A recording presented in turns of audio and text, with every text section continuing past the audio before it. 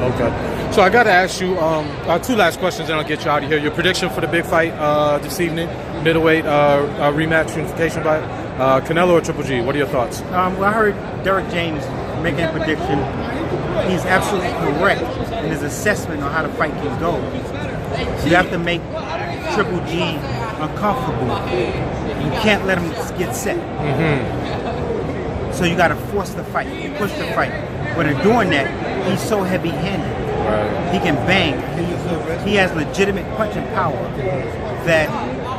that's the danger zone. So yes, he should be pushed to the limit.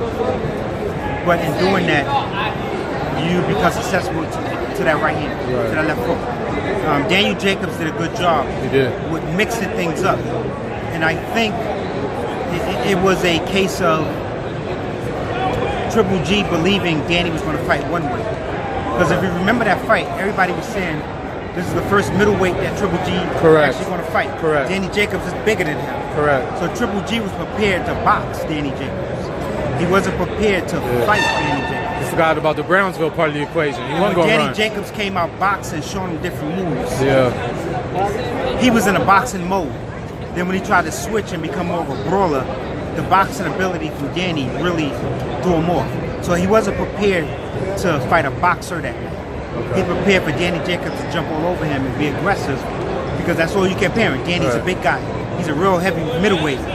So that was a very close fight. I worked that fight. I didn't actually score it because I worked it, and I never watched it on tape. So it's hard for me to say who I think won the fight.